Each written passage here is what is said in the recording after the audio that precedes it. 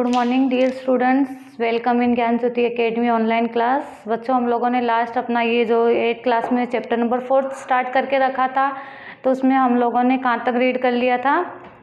ऐसे physical properties of metal, non physical properties of non metal, यहाँ तक हमारा हो चुका था, है ना। अब हम क्या करेंगे, जैसे मैंने आप लोगों को वर्क भी बताया था, उससे रिलेटेड मैंने आप लोगों को कहा था कि आप लोगों को फिजिकल और ये physical properties of metals and non metals के आपको राइट करनी है, प्लस आपको टेबल्स भी लिखने हैं। तो वो जो वर्क जो है वो कुछ बच्चों का तो मेरे पास अभी तक सेंड आया है और कुछ का अभी तक मेरे पास वर्क नहीं आया। तो बच्चों, आप लोगों को अपनी स्टडी को लेकर के बहुत ही ज़्यादा केयरफुली रहना है। आपको लोगों को क्या करना है, जैसे जैसे वर्क आप लोगों को, जैसे जैसे मैं चैप्टर्स आप लोगों को पढ़ाती जाती हूँ, वैसे वैसे आप लोगों को नोट्स प्रिपेयर करके मुझे सेंड करना है। प्लस जो पीछे जो बुक्स में जो एक्सरसाइज में जो क्वेश्चन आंसर वगैरह है उनको भी सर्च करके रखना है, ठीक है। ये इतना वर्क आप लोगों को करना है। अब आज हम क्या स्टार्ट करेंगे, physical chemical properties of metals and non metals, है ना। क्या पढ़ेंगे इसी चैप्टर्स में? Chemical properties of metals and non metals. अब केमिकल प्रॉपर्टीज जब हम स्टार्ट करेंगे तो उसमें अलग अलग प्रॉपर्टीज दी गई है कि जैसे for example reaction with oxygens, reaction with waters, या फिर या रिएक्शन विथ एसिड्स, है ना। तीन केमिकल रिएक्शन हम देखेंगे कि पहले तो जब हम एसिड्स और ये जो मेटल्स, ये एसिड मेटल और नॉन मेटल को अगर हम ऑक्सीजन के साथ रिएक्ट करते हैं तो क्या फॉर्म होता है। फिर उसको सब अगर हम किसके साथ कहेंगे, रिएक्शन विथ वाटर, अगर वाटर के साथ रिएक्ट करेंगे तब क्या फॉर्म होता है। ये हम इस चैप्टर्स में अभी ये वाले पॉइंट में हम देखेंगे, ठीक है। अब इसमें क्या है, reaction with water, you might have seen that iron getting rusted, they try to burn magnesium ribbon. You will find both of these cases formations of metal oxide takes place। जब आप किसी भी में मतलब रस्टिंग ऑफ आयरन जब हम देखते हैं, फॉर एग्जांपल आयरन का पीस है, लोहे का टुकड़ा है, आप उसे किसी एक ऐसी प्लेस पे रखो जहाँ पे मॉइस्चराइजेशन प्लेस होती है, तो उसमें क्या होता है, रस्टिंग और रस्ट आना स्टार्ट हो जाता है। मतलब उस जो जंग जिसको हम बोलते हैं, लोहे पे जंग आना शुरू हो जाता है ना, ये वाला फॉर्मेशन हुआ। या फिर उसमें क्या होता है कि मेटल किससे फॉर्म्ड होता है, ऑक्सीजन विथ वाटर, तो क्या फॉर्म्ड होते हैं, मेटल ऑक्साइड फॉर्म हो जाता है। इसी तरीके से मैग्नीशियम जो होता है ना, मैग्नीशियम की रिबन्स होती है, उसे अगर हम बर्न करते हैं तो वो ऑक्सीजन के साथ रिएक्ट करते हैं और क्या फॉर्म होते हैं, मैग्नीशियम ऑक्साइड। तो अब इसमें हम सबसे पहले ये वाला एग्जांपल सॉल्व करते हैं। ये क्या है, Fe। ये Fe क्या होता है, आयरन। क्या होता है, आयरन, है ना। ये किसके साथ रिएक्ट करेगा, वाटर, ऑक्सीजन जो हमारे एटमॉस्फेयर में प्रेजेंट है, हमारी एयर में प्रेजेंट है। और फिर क्या है, वाटर, यानी मोस्ट प्लेस कहा ना मैंने अभी, किसी ऐसी जगह पे जहाँ पे पानी गिरता हो या मॉइस्चराइजेशन जगह हो, तो वहाँ पे क्या होता है, वाटर प्रेजेंट होता है ना। तो जब ये इनके साथ रिएक्ट करेगा तो ये वाला रिएक्शन फॉर्म होगा, जिसके जैसे किसी लोहे के ऊपर धीरे धीरे हम देखते हैं कि किसी मॉइस्चराइज प्लेस पे रखा हुआ है, उसके ऊपर जर आना स्टार्ट होता है, तो वहाँ पे उस वक्त ये रिएक्शन होता है। अब ये इस रिएक्शन में क्या होता है, क्या फॉर्म हुआ, F2Fe2 oxygen and X of hydro H2O यानी वाटर मॉलिक्यूल। ये क्या हुआ, ये जो रिएक्शन है ना, ये कंटिन्यूसली रिएक्शन हो रहा है। इसमें यहाँ पे ये तीनों चीज एक साथ मिल जाती है, जैसे आयरन रहता ही है, ऑक्सीजन एटमॉस्फेयर से आ जाता है और वाटर, तो तीनों फिर मिल करके रस्टिंग ऑफ आयरन जैसा फॉर्मेशन स्टार्ट हो जाता है ना। तो अब इसमें यहाँ पे क्या होता है, अब यहाँ पर ये क्या भी इक्वेशन मैंने पूरी बैलेंस करके आपको यहाँ पे लिख के बताई है। अब यहाँ पे क्या है, Fe2 है ना, F4 Fe, तो यहाँ पे क्या होना चाहिए, F जो आयरन है कितने होने चाहिए, 4 होने चाहिए, तो 2 2 जा 4 हो गए यहाँ पे। अब यहाँ पे कितना है, 3O2 है ना, ऑक्सीजन कितने 6 है, तो 3 ऑक्सीजन तो यहाँ रहे और ये 2 इससे कंबाइन होगा तो ये क्या हो जाएगा, 6 हो जाएंगे। अब यहाँ पे X molecules of hydrogen, X यानी यहाँ पे वाटर मॉलिक्यूल्स अब कितने भी हो सकते हैं, 1 2 3 4 5 6 7 8 9 10 जितने भी हो सकते हैं यहाँ पे हाइड्रोजन के इसके वाटर के मॉलिक्यूल्स प्रेजेंट हो सकते हैं। तो इसके लिए हमने इसको क्या दिया है, यहाँ पे X से डिनोट किया है ना। तो ये हमारी इक्वेशन पूरी क्या हो चुकी है, बैलेंस हो चुकी है। तो इसको क्या बोलते हैं, रस्ट। ये पूरी इक्वेशन को क्या बोलते हैं, रस्ट, यानी उसके ऊपर जो रेड ने जो ब्राउन कलर की जो लेयर फॉर्म हो जाती है ना उसके ऊपर, तो वो हो गई रस्ट हमारी। अब हम नेक्स्ट एग्जांपल हम लेते हैं मैग्नीशियम प्लस ऑक्सीजन। क्या लेते हैं, मैग्नीशियम। मैग्नीशियम किसके साथ रिएक्ट करेगा, ऑक्सीजन के साथ, तो क्या फॉर्म करेगा, मैग्नीशियम ऑक्साइड। क्या फॉर्म होगा, मैग्नीशियम ऑक्साइड, है ना। इसमें क्या होगा, अब इसमें भी इक्वेशन बैलेंस करनी होगी। कैसे करेंगे, यहाँ पे ऑलरेडी ऑक्सीजन कितना है 2 है, तो यहाँ पे भी ऑक्सीजन 2 है। ऑक्सीजन फॉर एग्जांपल मैंने यहाँ पे इस 2 को नहीं लिखा है, अब मैंने यहाँ पे लिख दिया MgO, तो मैग्नीशियम ऑक्साइड। तो ऑक्सीजन तो 2 है ना, तो ऑक्सीजन को 2 करने के लिए यहाँ पे मैंने क्या किया, 2 किया। अब जब मैंने यहाँ 2 किया तो यहाँ पे मैग्नीशियम 2 हो गए, और यहाँ पे मैग्नीशियम ये इतना नहीं, तो यहाँ पे क्या है, मैग्नीशियम सिर्फ कितना था, 1 ही था ना। तो इक्वेशन को बैलेंस करने के लिए यहाँ पे भी 2 पुट किया और यहाँ पे भी 2 पुट किया, तो 2 मैग्नीशियम यहाँ पे भी हो गए, यहाँ पे भी 2 मैग्नीशियम हो गया। अब यहाँ पे ऑक्सीजन कितना है, 2 है, तो यहाँ पे भी ऑक्सीजन क्या हो गया, 2 हो गया। तो ये इक्वेशन हमारी हो गई। ये किससे, ये कौन सा है, रिएक्शन विथ ऑक्सीजन। अगर कोई भी मेटल जब ऑक्सीजन के साथ रिएक्ट करेगा तो क्या फॉर्म होता है, ठीक है। तो इस तरीके से इक्वेशन फॉर्म है। जब ये दोनों हमें करते हैं, जब इन्हें थ्रू द लिटमस पेपर जब हम इन्हें क्या करेंगे, चेक करेंगे, तो हमें पता चलेगा the formation of magnesium oxide which is alkali, है ना, अल्कलीन नेचर होगी। Change litmus into red into blue, जो लिटमस पेपर होगा ना वो किस में चेंज हो जाएगा, रेड टू ब्लू। तो हम इसमें बोल सकते हैं कि ये जो दोनों जो रिएक्शन है, दोनों प्रॉपर्टीज है, ये क्या होती है, both are basic in nature. क्या होगी, बेसिक इन नेचर। मतलब जितने भी मेटल्स को हम ऑक्सीजन से रिएक्ट करते हैं तो उनकी जो नेचर में जो प्रॉपर्टीज आएगी वो क्या होगी, बेसिक इन नेचर, ठीक है। अब उसके अलावा जैसे metal oxide are basic in, जितने भी मेटल ऑक्साइड्स होंगे वो क्या होंगे, बेसिक इन नेचर होंगे। Now let us now observe the reaction of non metal with oxygen. अब हम क्या करेंगे, नॉन मेटल विथ ऑक्सीजन के साथ। अब जैसे हमने तो ये तो क्या किए, दो तो मेटल्स को ऑक्सीजन के साथ रिएक्ट करके देखा तो मेटल ऑक्साइड फॉर्म हुए हैं और उनका नेचर क्या है, बेसिक इन नेचर, है ना। अब क्या करेंगे, सल्फर प्लस ऑक्सीजन जैसे एक्टिविटी में आप लोगों को दिया है SO2 H2O, है ना, सल्फोरस एसिड, ये अभी किसके साथ रिएक्ट करेंगे, ऑक्सीजन के साथ, है ना। You will notice that red litmus paper remains unaffected but blue litmus paper change to red। जब हम ये वाला रिएक्शन जब करते हैं, for example sulphur plus oxygen, जैसे इसमें क्या होगा, सल्फर ले लिया पहले, है ना, सल्फर प्लस ऑक्सीजन क्या फॉर्म हुआ, SO2, है ना, सल्फर डाइऑक्साइड प्लस H2O। तो ये पूरा कंटिन्यूसली एक रिएक्शन है, ठीक है। अब यहाँ पे क्या हुआ है, इसमें हमने क्या किया है कि ये क्या है, नॉन मेटल, है ना, नॉन मेटल को किसके साथ किया है, ऑक्सीजन के साथ रिएक्ट किया है। तो ये रिएक्शन हमें लास्ट में क्या मिला है, सल्फोरस एसिड। अब इसमें जहाँ पे लिटमस पेपर यूज़ हुआ, जो लिटमस पेपर था, इसमें क्या हुआ कि जो रेड लिटमस पेपर है उसमें तो कोई अफेक्टेड नहीं हुआ, जो बेसिक वाला है, पर ब्लू लिटमस पेपर किसमें कन्वर्ट हुआ है, it can be blue litmus paper change to red. तो हम ये बोल सकते हैं कि जितने भी नॉन मेटल्स होते हैं वो क्या होंगे, एसिडिक इन नेचर होंगे, क्या होंगे, एसिडिक इन नेचर, है ना।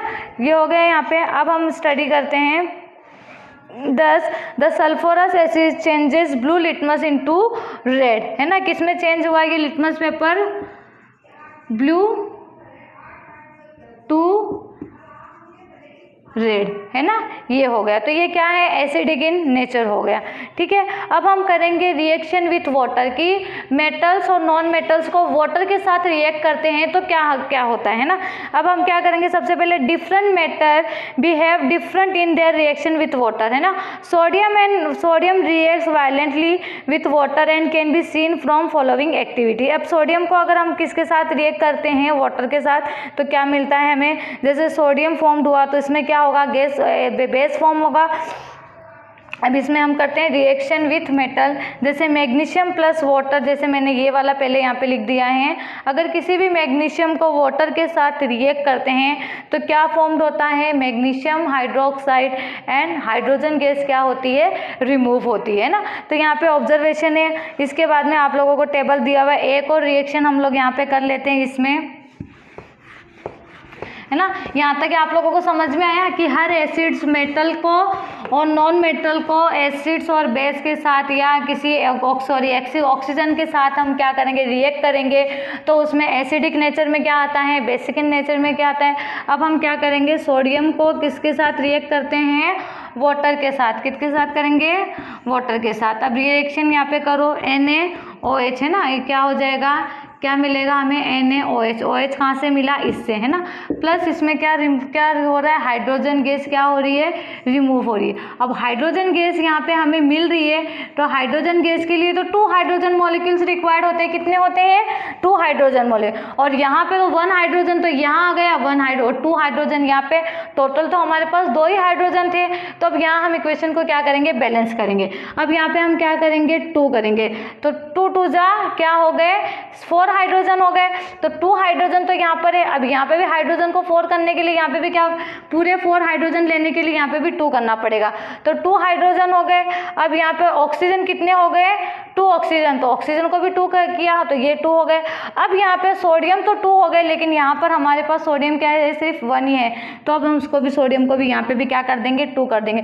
तो 2 सोडियम प्लस 2 हाइड्रोजन जो H2O मॉलिक्यूल्स थे, वाटर मॉलिक्यूल्स, अब इनको क्या करेंगे, 2 NaOH प्लस H2O, ये क्या फॉर्म हो गया, sodium hydroxide and hydrogen gas क्या हो गया, रिमूव हो गया, है ना। नेक्स्ट एग्जांपल था हमारा मैग्नीशियम का। मैग्नीशियम को वाटर के साथ करेंगे तो क्या होगा, मैग्नीशियम हाइड्रोक्साइड, है ना। जिंक, तो ओवरऑल इस इक्वेशन में क्या होगा, magnesium react mildly with cold water but vigorously with hot water producing magnesium hydroxide and hydrogen gas, है ना। क्या प्रोड्यूस करेंगे, magnesium hydroxide and hydrogen gas. The equation for the reaction can be seen at below, है ना। Zinc and iron neither react with cold water nor with hot water. अब zinc और iron जो होता है वो क्या करेगा, ना तो ठंडे पानी से रिएक्ट करेगा, नहीं गर्म पानी से, but this metal react very mildly with steam generated during boiling. जब वाटर बॉईल होना स्टार्ट होगा ना, उसकी स्टीमिंग होती है, उनसे वो जरूर क्या करेगा, रिएक्ट करेगा, है ना।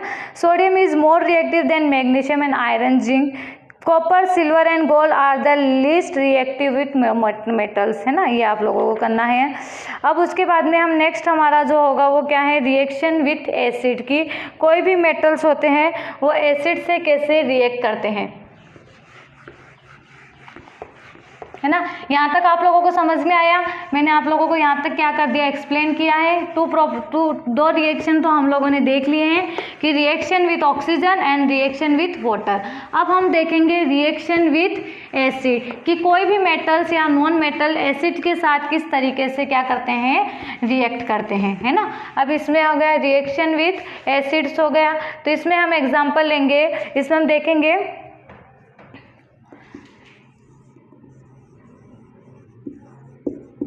रिएक्शन विथ एसिड्स, है ना। Reaction with acid, the reactions of metals and non metals with acid is explained below. Non-metal generally do not react with acid and but metals are react with acid. जो non metal होंगे वो acid से react नहीं करेंगे, but जो metals होते हैं वो क्या करेंगे, एसिड से रिएक्ट करेंगे। Metals react with acid and produce hydrogen. जो भी मेटल्स एसिड से रिएक्ट करेंगे वो क्या प्रोड्यूस करेंगे, हाइड्रोजन गैस प्रोड्यूस करेंगे, है ना। उसके बाद में copper does not react with dilute hydrochloric acid even heating but react with sulphuric acids and nitric acid. अब इसमें जो कॉपर होता है, जो Cu है ना, ये जो है वो किससे रिएक्ट नहीं करेगा, हाइड्रोक्लोरिक एसिड से, इससे ये रिएक्ट नहीं करेगा। इसकी बजाय वो कौन सी एसिड से रिएक्ट करेगा, copper react with sulphuric acid या HNO3 nitric acid. In acid से ये क्या करेगा, रिएक्ट करेगा, पर इससे ये रिएक्ट नहीं करेगा। इसके अलावा अब हम क्या करते हैं, मेटल प्लस हाइड्रोक्लोरिक एसिड। अब हम लेते हैं किसी मेटल को लेते हैं और एसिड लेते हैं। जैसे मैं पहले मैं यहाँ पे लिख के बताती हूँ आप लोगों को, ये मेटल हो गया और प्लस जैसे हाइड्रोक्लोरिक एसिड, तो क्या फॉर्म्ड होगा, इससे क्या मिलेगा हमें, मेटल क्लोराइड और हाइड्रोजन गैस क्या होगी, रिमूव होगी। Metal chloride plus hydrogen gas क्या हो रही है, रिमूव हो रही है ना, हाइड्रोजन गैस। अब इसमें हम देखेंगे the reactions of hydrochloric acid with aluminium and iron are shown in the following figure, है ना। अब जैसे हमने एग्जांपल लेते हैं, जैसे मेटल हो गया एल्यूमिनियम, है ना, किससे रिएक्ट करेगा, हाइड्रोक्लोरिक एसिड से। क्या फॉर्म होगा यहाँ पे, एल्यूमिनियम क्लोराइड है ना, एल्यूमिनियम क्लोराइड प्लस हाइड्रोजन। अब इस इक्वेशन को क्या करेंगे, हम बैलेंस करेंगे। क्या करेंगे, बैलेंस करेंगे। बैलेंस करने के लिए अब हम क्या करेंगे, जैसे हाइड्रोजन गैस क्या करना है, हमें यहाँ पे रिमूव करना है। तो ये इक्वेशन कैसे हो गई, 2LAl aluminium chloride 6 hydrogen chloride, है ना। अब यहाँ पे इक्वेशन को क्या करते हैं, बैलेंस करते हैं। इक्वेशन को बैलेंस करने के लिए अभी यहाँ देखना कि हाइड्रोजन कितने हैं, हाइड्रोजन की गैस कितने में निकालना है। हाइड्रोजन को पहले काउंट करते हैं, कितने हैं, 6 हाइड्रोजन, है ना। तो यहाँ पे 6 हाइड्रोजन करने के लिए 3 2 जा 6 हो गए। हाइड्रोजन गैस तो यही होता है ना, 2 हाइड्रोजन रिमूव हो रहे ना, तो यहाँ पे इस तरीके से हम क्या करेंगे, 3 2 जा 6, ये बैलेंस हो गए। अब इसके बाद में एल्यूमिनियम कितने हैं यहाँ पे, 2 एल्यूमिनियम हो गए। अब यहाँ पे क्लोरीन कितने हो रहे, 6, तो यहाँ पे हम क्या करेंगे 3, तो 2 3 जा 6, ये क्लोरीन भी बैलेंस हो गया। हाइड्रोजन 3 2 जा 6, हाइड्रोजन भी बैलेंस हो गया और एल्यूमिनियम भी बैलेंस हो गया, है ना। ये हो गया फर्स्ट इक्वेशन। अब ये क्या हुआ कि कोई भी एसिड किससे रिएक्ट की है, मेटल से। अब उसके बाद में नेक्स्ट हम देखेंगे, majority of the non metal do not react with acid, sulphur however react with hot concentrated and nitric acid, sulfur dioxide and nitrogen dioxides and water as shown in the following chemical reaction। अब for example sulphur dioxide हो गया and nitrogen dioxide plus क्या form, हमें क्या मिलता है ना, concentrated sulphur how it react with the concentrated nitric acid, है ना। अब इसके अंदर हम देखते हैं, ये हो गया हमारा सल्फर। अब ये किससे रिएक्ट करेगा, नाइट्रिक एसिड के साथ। किससे रिएक्ट करेगा, नाइट्रिक एसिड, यानी HNO3, है ना। अब क्या फॉर्म करेगा ये सल्फर, तो ये फॉर्म हो जाएगा SO2 सल्फर डाइऑक्साइड प्लस क्या फॉर्म हुआ है यहाँ पे 4NO2 nitrogen oxide, 4NO2 plus H2O। अब यहाँ क्या करना है, इक्वेशन को क्या करेंगे, बैलेंस करेंगे, है ना। पहले हमें पता है कि नाइट्रोजन ऑक्साइड और पहले ये केस में क्या बताया गया है, क्या फॉर्म होगा, sulphur dioxide, nitrogen dioxide and water. तो सल्फर डाइऑक्साइड का फॉर्मूला क्या होता है, SO2, नाइट्रोजन डाइऑक्साइड का फॉर्मूला होता है NO2 और ये क्या है, वाटर। अब ये करने के लिए इस इक्वेशन को यहाँ पे क्या करना पड़ेगा, बैलेंस करना पड़ेगा, है ना। सल्फर तो एज इट इज ऐसे रखेंगे, यहाँ पे हम क्या करेंगे, 4 ऐड करेंगे। क्या करेंगे, 4 ऐड करेंगे, तो ये क्या हो जाएगा, अब 4 हाइड्रोजन मॉलिक्यूल्स क्या करना है, बनाना है। सबसे पहले हाइड्रोजन देखेंगे कितने, 4, तो यहाँ 4 करने के लिए यहाँ क्या कर देंगे 2, तो ये हो गया, बैलेंस हो गया। अब उसके बाद में हम क्या करेंगे, सल्फर को देखेंगे, sulphur dioxide as it is है। अब यहाँ पे नाइट्रोजन भी तो 4 हो रहे ना, तो यहाँ पे क्या करेंगे 4NO2, क्या करेंगे 4NO2। क्यों किया है NO2, क्योंकि 4 3 जा कितने हो रहे हैं यहाँ पे ऑक्सीजन, 4 3 जा 4, ये हो गए यहाँ पे 4NO2, है ना। तो ऑक्सीजन के 2 मॉलिक्यूल्स यहाँ पे हो गए, 2 हो गए, 12 करना है अभी हमें। यहाँ पे ऑक्सीजन कितने होने चाहिए, यहाँ पे 12 होने चाहिए। अब ये ऑक्सीजन जैसे 10 तो यहाँ हो गए, 4 2 जा 8 तो यहाँ हो गए, है ना ऑक्सीजन, और उसके बाद में 2 यहाँ हो गए, तो कितने हो गए 2, ठीक है। ये इक्वेशन हमारी क्या हो चुकी है, यहाँ पे बैलेंस हो चुकी है। तो ये आप लोगों को यहाँ तक हम लोगों ने क्या किया है, रीड किया है, इसे पढ़ा है। तो आप लोगों को कितने कहना है, रिएक्शन विथ एसिड्स के साथ मेटल्स हो गए, है ना, नॉन मेटल्स हो गए, reaction with oxygen, reaction with water, ये हम लोगों ने सब पूरा देखा है। अब हम देखेंगे कि इसके इंपॉर्टेंस क्या होते हैं ना। इसका इंपॉर्टेंस क्या होगा, reaction of metal with acid that we have study in this section, है ना। अब इस चैप्टर में हम क्या पढ़ रहे हैं कि एसिड हमारे मेटल के साथ कैसे रिएक्ट करते हैं। अब आप लोगों को मैं आपके हाउस होल्ड का एक एग्जांपल देती हूँ। जैसे आप लोगों ने हाउस होल्ड अपने हाउस में जो भी मतलब जैसे हम जो कर्ड वगैरह जमाते हैं ना, दही जमाते हैं, या आप लोगों ने देखा होगा कि आपकी जो मम्मी होती है वो अचार वगैरह बनाती है, उन्हें रख डालते हैं। तो आप लोगों ने देखा होगा कि उन्हें हम किसी मेटल्स के उसमें यूटेंसिल्स में मेटल्स के बर्तन में नहीं रखते। क्यों, क्योंकि उनमें क्या होती है, एसिड्स प्रेजेंट होती है। अगर हम किसी मेटल्स के बर्तन में उन्हें रखते हैं तो वो क्या करते हैं, हमारा जो फूड्स होता है वो क्या करता है, उस बर्तन से क्या करता है, जो हमारा यूटेंसिल्स होता है उससे क्या करता है, रिएक्ट करता है। इसलिए आप लोगों ने देखा होगा, मार्केट में भी देखा होगा, अदर देन अपने हाउसेज में भी देखा होगा कि हमेशा दही को किसे मतलब अर्बन पॉट जो मिट्टी के बर्तन होते हैं ना उनमें क्या करते हैं, रखते हैं अर्थन पॉट्स में, या फिर जो अचार वगैरह होते हैं या तो उन्हें कांच के जो बर्नी वगैरह आती है उनमें रखते हैं, या फिर प्लास्टिक की क्या करते हैं बर्नी वगैरह उनके लिए यूज़ किया जाता है ना। क्यों किया जाता है? क्योंकि मेटल जो होते हैं वो ऑक्सीजन एसिड से क्या करते हैं, रिएक्ट करते हैं, तो हमारा फूड्स उससे रिएक्ट करता है और वो क्या होता है उस वक्त ख़राब हो जाता है। ठीक है, ये यहाँ तक मैंने आप लोगों को एक्सप्लेन किया है। तो ये आप लोगों को इतना क्या करना है, chemical properties of metals and non metals आप लोगों को अपनी नोटबुक में क्या करना है, राइट करना है, और उससे रिलेटेड जितनी भी इक्वेशन इसमें दी गई है वो सभी आपको अपनी बुक में सॉल्व करना है। ठीक है, नेक्स्ट वीडियो में हम क्या करेंगे, अपना नेक्स्ट पार्ट्स जो बचा हुआ क्या है, रस्ट है, वो हम क्या करेंगे अपना नेक्स्ट वीडियो में कंटिन्यू करेंगे।